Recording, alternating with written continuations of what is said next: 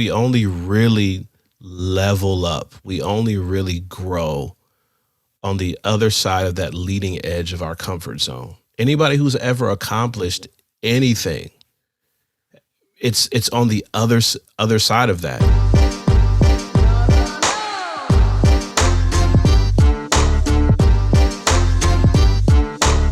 Hello, everyone. This is Pierre Monice, and thanks for joining me for another exciting episode for the World Class Leadership Podcast.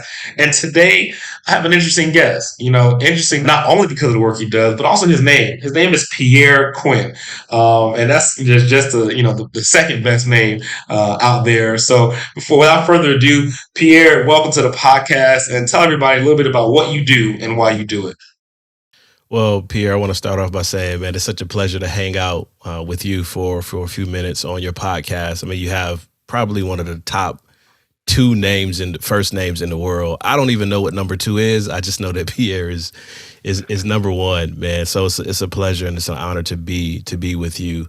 I hang out in the space of leadership development, of talent development, of emerging leadership, and I work with leaders and organizations to assess their strengths, to build stronger organizational cultures, and to foster and develop the relationships that lead to personal and professional transformation. And that comes after 10 years of experience teaching higher ed communication courses and 7 years of congregational leadership. As a pastor, I'm settled into this space of helping leaders in corporate, nonprofit, and educational spaces become better leaders. Excellent. And we're going to dive into that. I love the culture piece and the work you do there. But to know a little bit about you, so they know the difference between Pierre Monice and Pierre Quinn. Question for you: if you could pick one location, Pierre, to vacation all your vacation days, just one spot anywhere in the world, what location would that be and why? Man, that's a tough question, man. I'm really trying to leverage this laptop lifestyle so I can live in a perpetual vacation, right? I can show up and instead of a virtual background, you'll see me with palm trees and beach behind me. But there's some places that I've grown very, very fond of. And one of those places I would have to say is Bermuda. Man, Bermuda is such a beautiful place, man. Such a beautiful island, incredible beaches, world-class beaches, great fish, of course. But that's a place I would go there 2-3 weeks every single year. Nice. I've never been. I've seen pictures. I have a good friend of mine from Bermuda, so good choice. I like that. So you like the Caribbean like myself. I like that. Yeah, I mean, I'm married to a Caribbean woman. My wife is from Trinidad, and I've been there a couple times. So I have to say, definitely want to go back and vacation in Trinidad. I don't want her to get mad at me when she listens to this, but yeah, I definitely have an affinity toward the Caribbean. Good, excellent. Well, I'll be asking for some notes when I make my way around. So Pierre, the work you do around culture, when we look at what we're going through in society, pivoting out of, this transition of quarantine and lockdowns, shutdowns, tell me about, the importance of culture, from the work you're doing and how it's going to really transform what makes a successful leader today.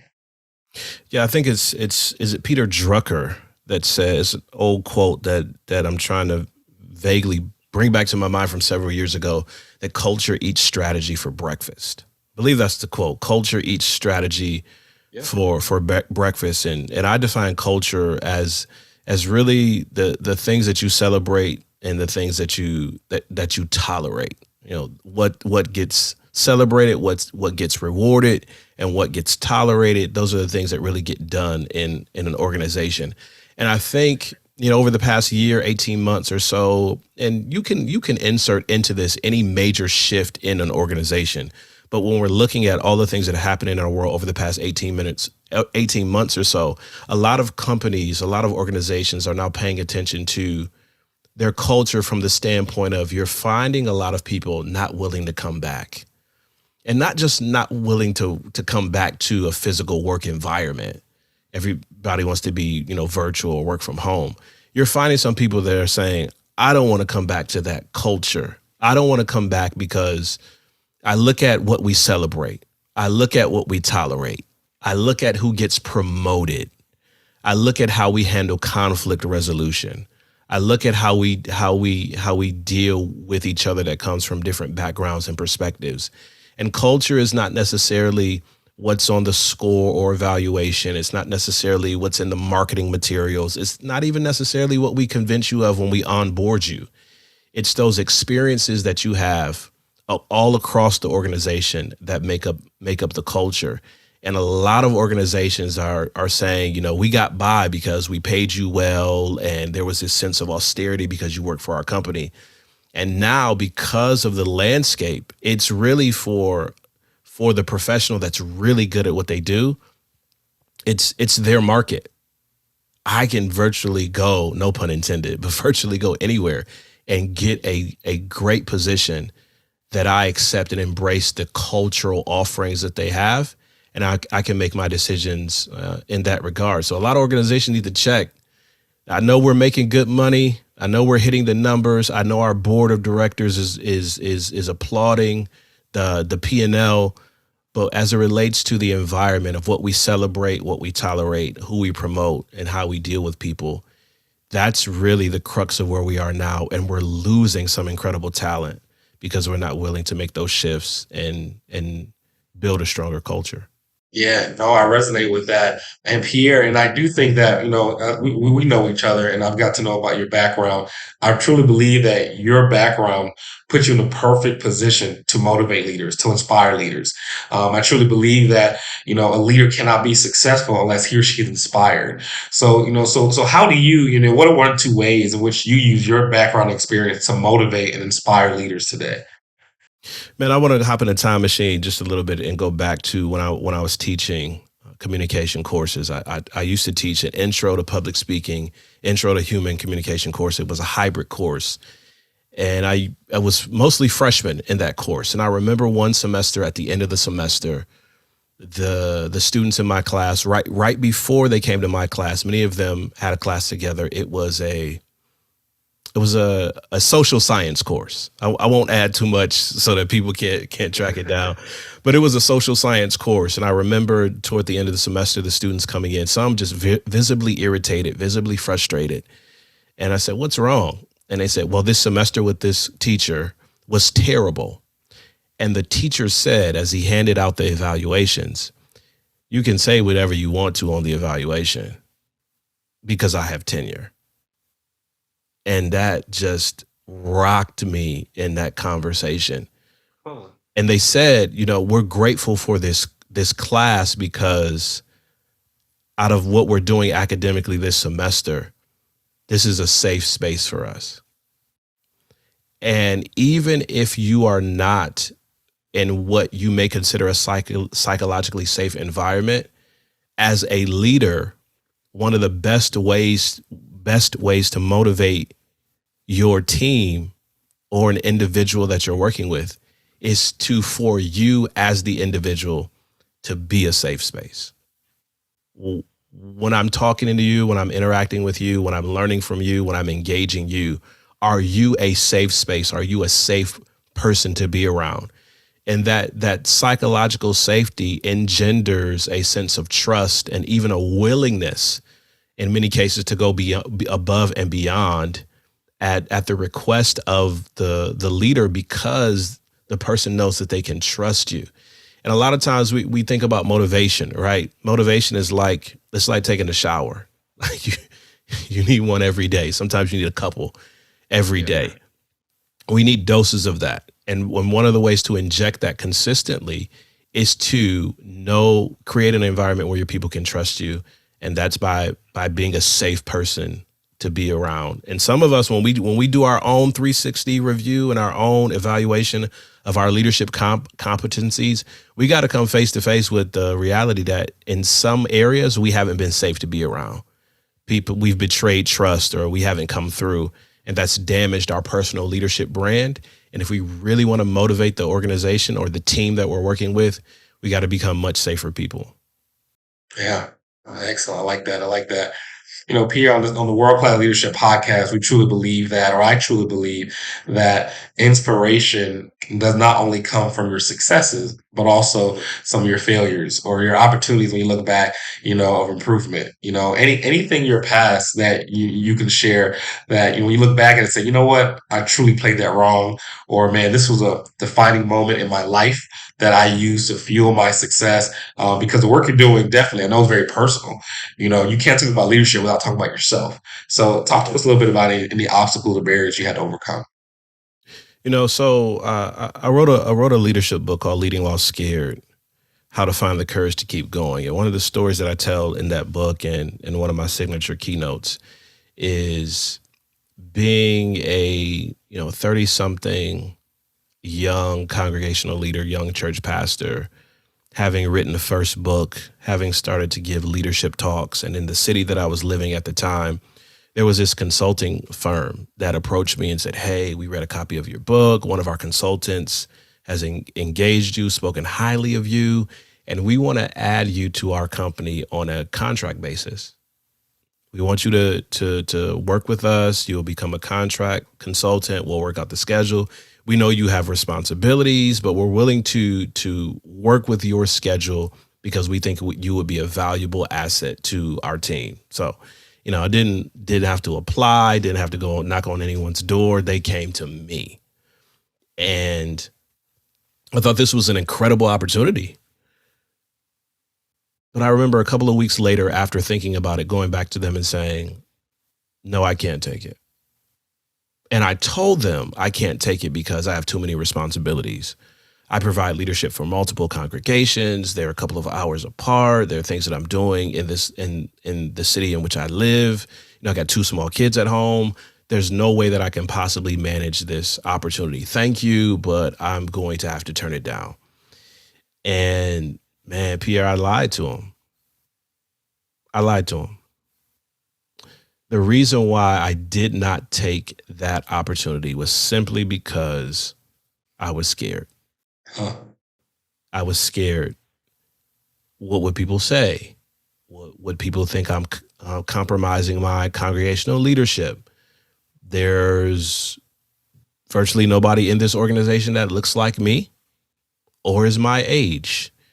This isn't something people around me have done. And what are friends and family and naysayers and onlookers? What are they going to say if I make this particular decision? And also, do I have enough to contribute? What if I get in a room with a client and I'm not smart enough? And all of these things start to go through your mind. All these crazy notions start to go through your mind.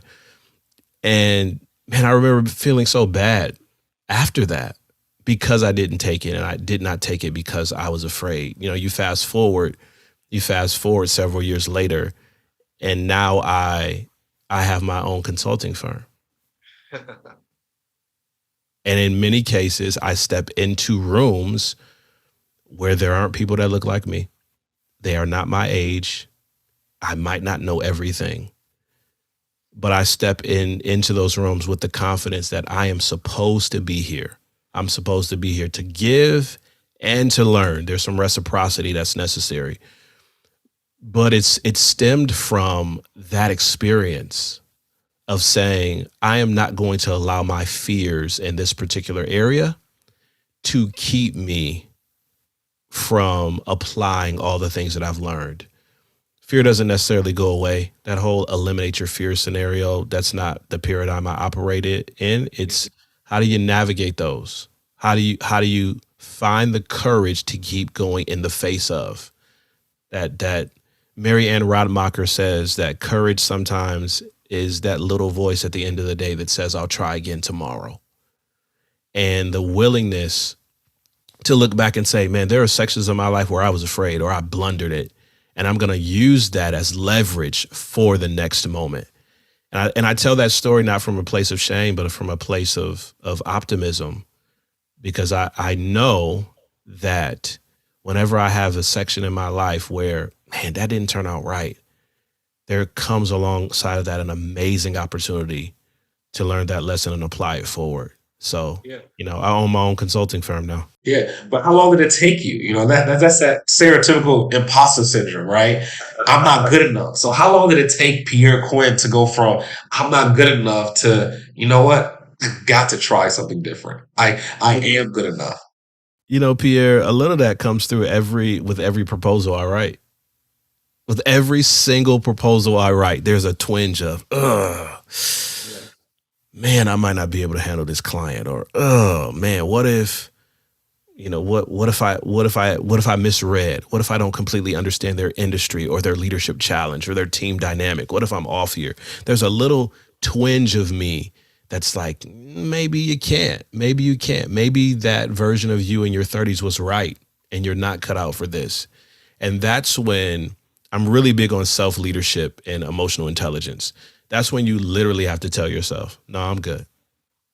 No, we Yeah. got this. The same thing that you tell your team when they hit those moments of uncertainty. We're onboarding 30 people, or this is a new software, or a new policy has come down and it's going to totally restructure our work. And there's this apprehension. I don't know if our team can handle this, or I'm frustrated.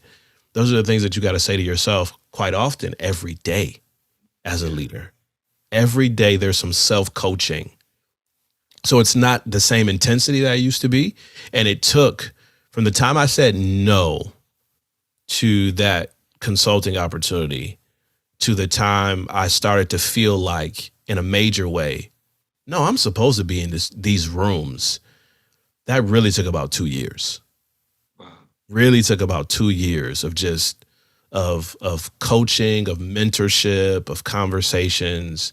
Yeah. No, I'm good enough to be in these rooms. But there's a part of it that you have to beat back. Yeah. Every single time when a new opportunity comes along, a little bit of fear tries to whisper in your ear and say, nah, Pierre, you can't do it. And that's when you have to take control, not be managed by those things, but manage those things and say, no, I deserve to be here and I'm going to give it my absolute best. Yeah, wow. What I hear you saying is fear is part of the equation. You'll never eliminate fear. It's how do you push forward in spite of fear? I'm reminded when I used to coach high school basketball, it's easy and I think the lessons still apply today for adults to see the opponent during warm-ups. Warm-ups is when the other team, kind of sizes up the opponent, right? They start shooting all their best shots, or they start, making all their crazy passes. And if you don't manage that fear, it could paralyze you. But it sounds like you didn't let it paralyze you. You said, you know what? I'm still scared, but my why is going to fuel me more than my fear.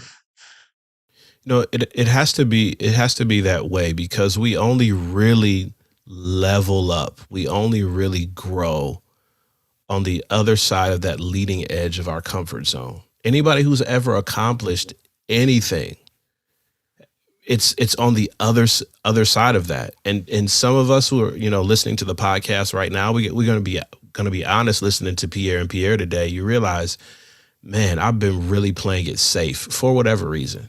I've been letting my fears really drive the car and tell the story. And I realized there's another level to my leadership, to my influence, to my professional journey. But that level demands shaky knees, cracking voice, sweaty palms. It demands that I take the next step forward. And that's the only way that you'll get to the level, really, that you're called to be and have the impact that you're called to have. Wow. Wow. No, that's deep. That's deep. But you got to go in spite of, world class means moving towards success despite of your failures.